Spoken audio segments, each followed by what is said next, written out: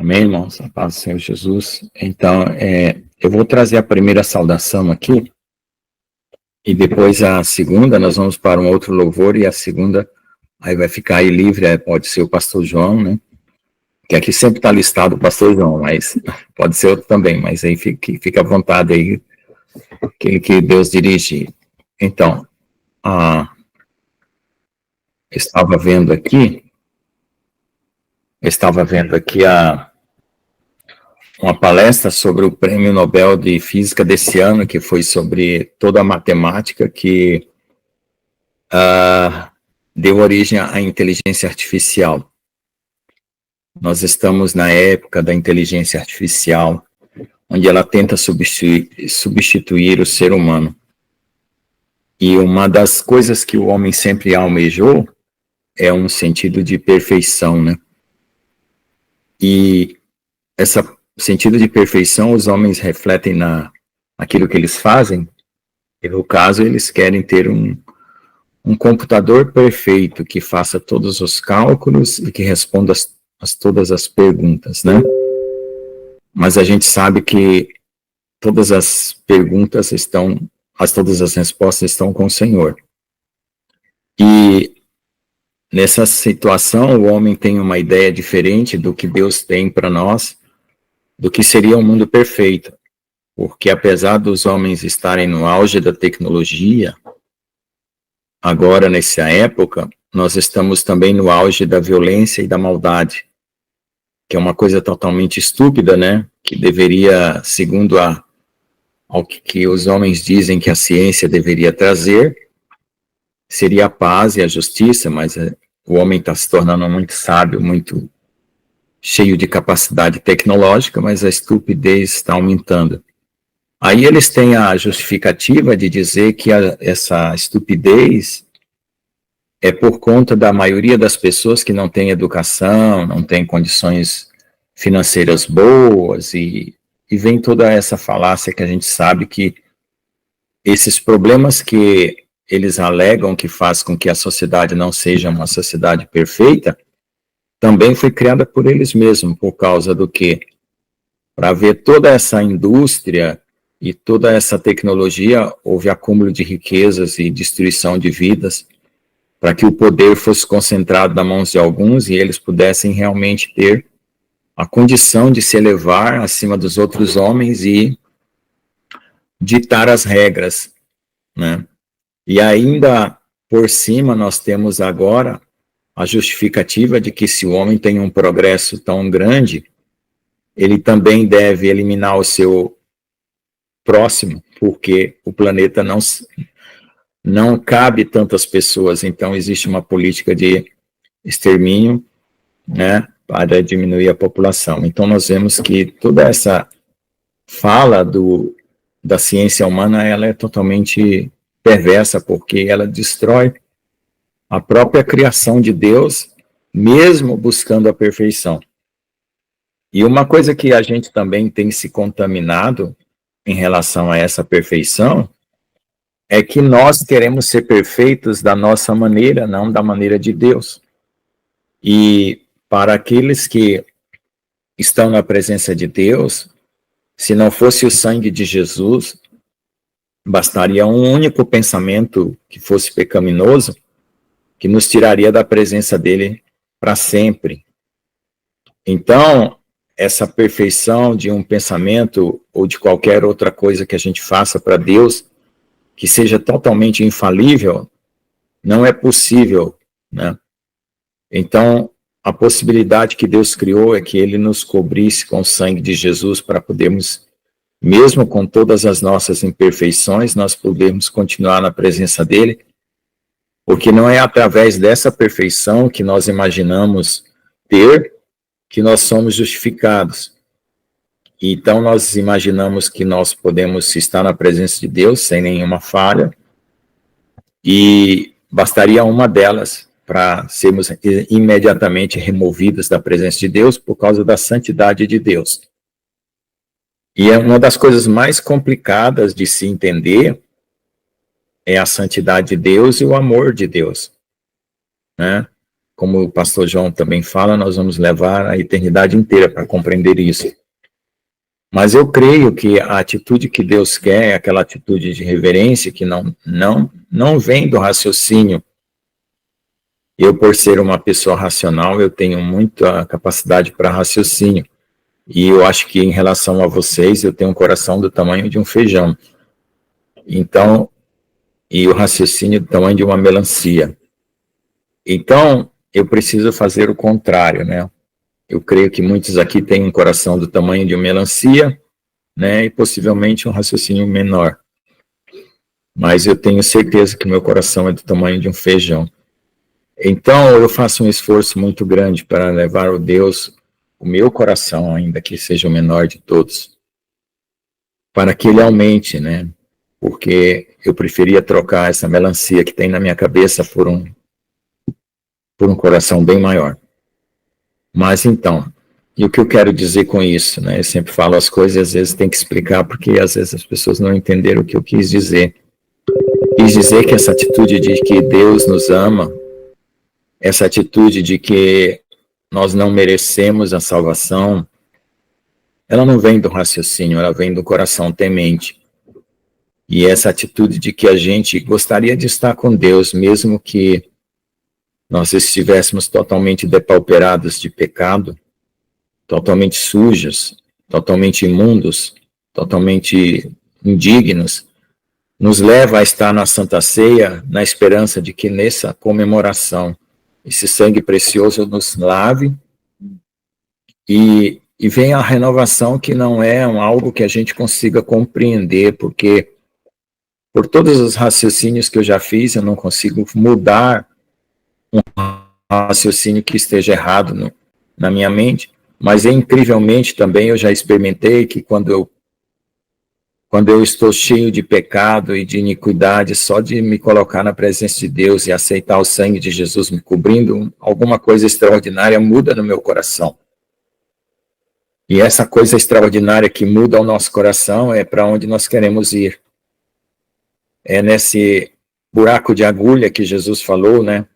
Que o rico não pode entrar num buraco de agulha porque ele é bem grandão, né? Então, é nesse buraquinho de agulha que eu quero entrar. Que é essa brecha tão pequena que Deus abre para nós, mas se nós formos humildes, a gente vai ficar menor que um buraco de agulha, então vai conseguir passar.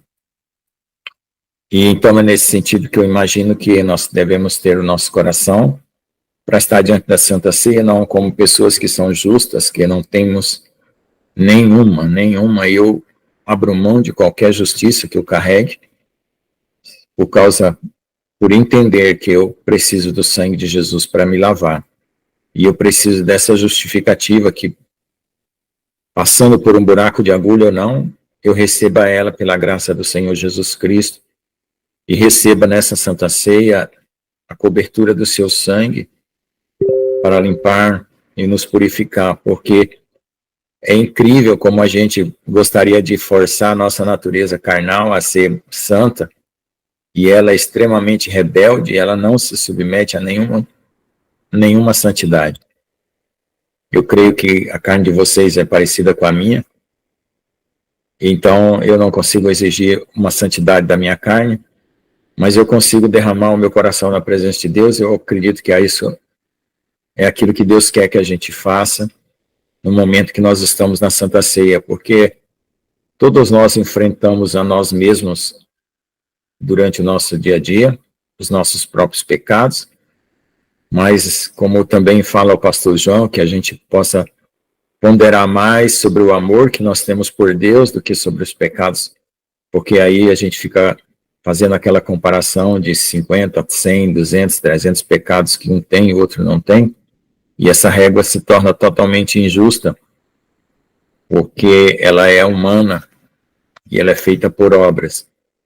E quando nós queremos ver a justiça de Deus em nossa vida, nós queremos ver ela pela fé, porque não vamos contar de forma alguma com a nossa dignidade. E como agora a irmã acaba de escrever, perdão, Pai, por todos os meus pecados, é esse o sentido que nós queremos dar à nossa Santa Ceia. e dizermos para todos que estão aqui, perdão, Pai, por todos os nossos pecados, que não temos nem como explicar eles. Porque quando a gente erra, às vezes a gente quer dar uma boa explicação para os nossos erros, e tem coisas que a gente não tem explicação. A única explicação que a gente tem é que nós nascemos assim, pecadores, e se não for a graça e a misericórdia de Deus nos levar para uma outra situação, nós vamos perecer, porque não tem como nós alterarmos essa natureza, a não ser que o próprio Deus que nos criou altere. E é essa esperança que nós temos, que é a chamada esperança da redenção, que é onde a nossa própria natureza será alterada. E nós comemoramos a Santa Ceia com a esperança de que o nosso DNA, tanto da carne quanto o espiritual, seja alterado pelo sangue de Jesus. E também no momento da transformação, também o Senhor faça aquela obra redentora, porque invisivelmente o Senhor está mudando a natureza das coisas desde os céus, porque os anjos caídos se mantiveram resistentes à vontade de Deus e criaram as situações que hoje nos impedem de estar na presença de Deus, e Deus desembainhará a sua espada desde os céus, derrubando toda a resistência que anjos que foram criados para nos proteger e nos guardar, se tornaram os nossos inimigos, e Deus vai quebrar essas estruturas que eles mesmos criaram contra nós, para nos impedir de chegar na presença de Deus, porque Deus estabeleceu uma justiça eterna por meio do seu Filho Jesus. E através dessa justiça que Miguel e os seus anjos estão desembaiando a espada nesse momento, e derrubando as forças da natureza ou as forças espirituais que a gente não consegue compreender, para que no momento certo nós tenhamos o acesso à presença de Deus e sejamos arrebatados, né? O sentido do arrebatamento também é o sentido de estar junto com Deus, que é o mais importante de tudo. Amém? Essa é a minha saudação para toda a igreja. Vou colocar mais um louvor, e então nós vamos passar para a segunda saudação. Se ninguém quiser falar.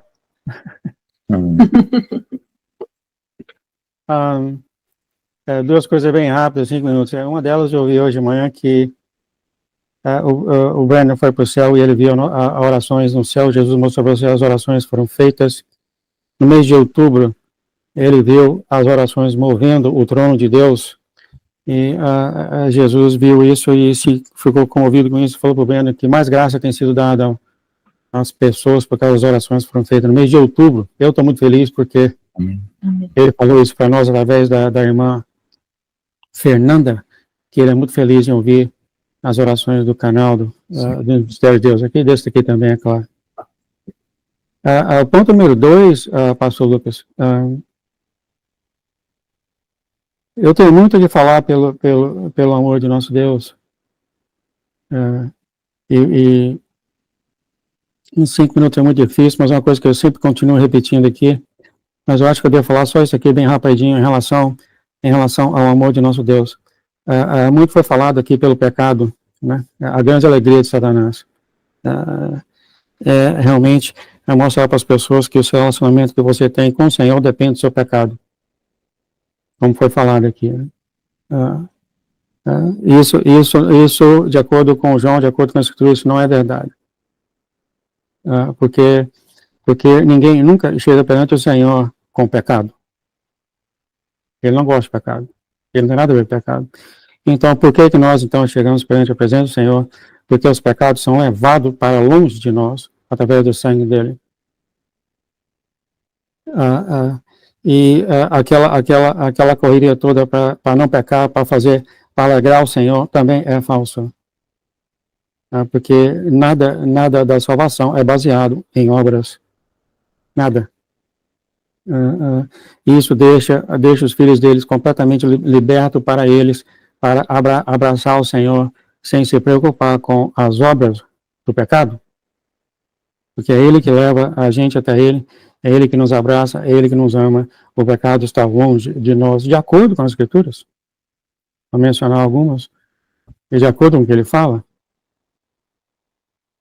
A razão da qual Deus Pai enviou o Filho dele foi justamente por causa disso, que esse tipo de coisa seja jogado longe de nós.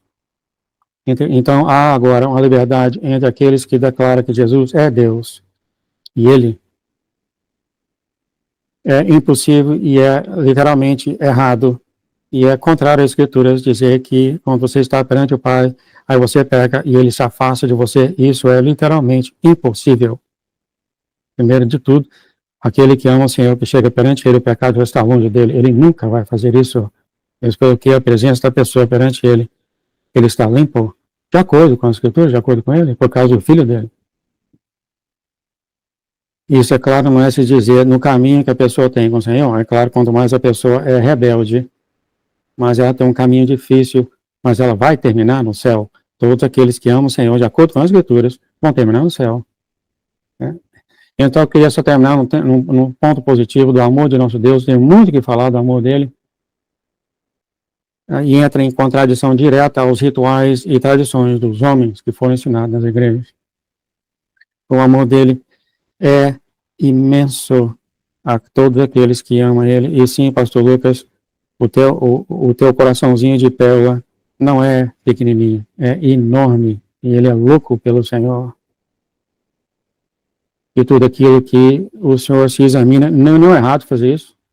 Não é errado de querer conhecer e andar com o Senhor. É por isso que eu tenho uma certa esperança. Eu não consigo eliminar certos pensamentos. Minha esperança está no Senhor Jesus, que faz com que esses pecados sejam eliminados. Uma vez eu estava no trabalho, eu olhei para o céu e falei, Pai, perdoa. Cheguei em casa e uma escritura foi enviada para mim e falou, meu filho, você tenha bom ânimo, você foi perdoado. Porque não é baseado em nossas obras, é baseado no coração. Tudo é baseado no coração. Eu vou terminar aqui, a nossa reunião aqui, não é que a comunhão carrega um sentido especial, carrega uma coisa especial, e de repente todos nós estamos... Não é nada disso. A comunhão só é uma afirmação física de que o seu coração está nele, e os irmãos que não compareceram aqui não vão receber menos do Senhor. Não vão receber menos. Porque às vezes não pode estar aqui por causa disso, aquilo outro, seja o que for. É a consequência do coração, é o teu andar, no teu amor com ele, que ele fala para você, que nem o apóstolo Paulo tem falado. Não é baseado em suas obras, é baseado no seu coração. Eu tenho muito que falar do amor do Senhor, que traz liberdade para as pessoas, traz liberdade para os irmãos, traz liberdade quando as pessoas se autoexaminam e eu estou cheio de pecado, Deus não gosta de mim. Isso simplesmente não é verdade, de acordo com as Escrituras. Digamos que você não conhece a Deus, de acordo com as Escrituras. Eu só queria falar isso pelo Senhor, Ele ama todos, e glória a Deus, Ele não vê o pecado como é ensinado, porque caso contrário, ninguém aqui ia ver Ele. A não ser que você fale para mim que você chega perante o trono dele, sem pecado, aí é diferente. E se você falar isso, está quebrando a Escritura. Se você fala que você chega perante Deus sem pecado, tá certo, está quebrando a Escritura. Entretanto, a mesma palavra, a mesma frase também é correta. Você chega perante ele sem pecado, porque o sangue de Jesus moveu o seu pecado para longe de você. O que criou o pecado está em você. Você tem que lidar com isso. O seu orgulho, a sua vaidade, a sua vontade de ser alguém, está dentro de você. E toda vez que essa coisa é dentro de você que se torna um pecado, o pecado é imediatamente movido para longe de você, mas o que originou o pecado em meu lugar está em você. Eu só queria conversar isso com vocês e trazer essa parte do amor de nosso Deus para cada um de nós. Ele ama todos nós da mesma forma. Todos nós estamos salvos perante Ele. E ele completamente, quando você chega perante o trono dele, ele nem lembra do seu pecado. Nem lembra. Você fez uma mentira aqui, você só perante o trono, ele não vê. E o sangue do filho dele levou isso. Eu só queria deixar isso. Glória a Deus, Pai, muito obrigado. Eu termino aqui com a bênção. Abençoa, então, aqui os teus filhos, que eles venham cada vez mais, Senhor, entender. Nós entendemos quem é o Senhor, andar como o Senhor e pregar ao mundo que o Senhor é amor e que o teu filho não morreu em vão e que nós só temos que confiar no Senhor e amar o Senhor. E cada vez que nós conhecermos o Senhor, nós viemos a andar e ser Jesus na terra. Seremos 144 mil Jesus andando nessa terra, Senhor. Onde o nosso pé andar será santo por causa de Jesus em nós. Ajude-nos a tirar essa corrente das pessoas, dos perdidos ao redor do mundo, Senhor. Ajuda a tirar essa corrente que é tudo baseado em obras, Pai. Para que eles sejam libertos e cada um ande para o Teu trono, na medida da qual o Senhor ensina para eles quem é o Senhor. E isso continua por toda a eternidade. Em nome de Jesus, muito obrigado pela oportunidade de estar aqui com meus irmãos amados. Muito obrigado pela Tua presença, Senhor. Muito obrigado por aceitar nossas orações com grande alegria. E causou uma mudança no Senhor, no Teu coração, no céu. As orações dos irmãos, indo daqui para cá no Teu trono, o Senhor abriu mais graça para nós. Muito obrigado, Senhor. Em nome de Jesus, abençoe então aqui a pastora Nil, quando ela for falar, e os irmãos, e os louvores, e aqueles que não compareceram aqui, que o Senhor é louco por eles, eles também amam o Senhor grandemente. Senhor, abençoe eles, a família deles. Em nome de Jesus, amém, amém, amém. Quanto foi? 6 minutos, 7 minutos, eu acho? Passei muito não, né? 16h48. Tá bom, tá em cima da hora mesmo. Tá certo. Então agora, irmãos, precisamos de alguém para orar pela ministração da palavra. Eu gosto assim, vou só falar mais uma coisa antes de alguém se colocar para orar pela palavra. Se o pastor João conseguisse decifrar em minúcias tudo que ele fala, seria ainda mais maravilhoso, porque eu consigo captar o que está nas entrelinhas do sentido daquilo que ele está falando, que muitas vezes já houve bastante resistência na igreja por não entender o que ele estava tentando dizer, e ele dizia de uma forma assim que chocava. Mas eu começo a entender que a verdade que o Deus tem para nós é essa, de que a justiça de Deus, de Jesus, nos cobre. E vocês sabem que eu, para, sei lá, parecer justo, eu começo a dizer que meu coração não é tão grande assim, aí Deus, ele vai lá e fala que meu coração é grande. Aí eu fico sem escapatória, né? Então, eu ainda não resolvi essa minha equação. Quando eu resolver, eu explico para vocês, tá bom? Porque da justiça, eu consigo dizer para Deus que eu não tenho justiça. E que eu preciso da justiça de Jesus. Mas eu não consigo dizer que eu tenho um grande coração. Então, eu consigo ainda escapar e me esconder entre as árvores como Adão. E eu não gostaria de continuar assim. Se vocês entenderam, levanta a mãozinha aí. Amém.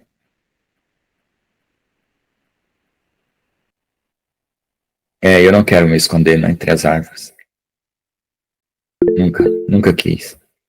Mas infelizmente a gente tem alguma coisa estranha que nem mesmo a gente aceita. Tá bom, irmãos? Vamos à oração da palavra. Alguém pode orar pela palavra?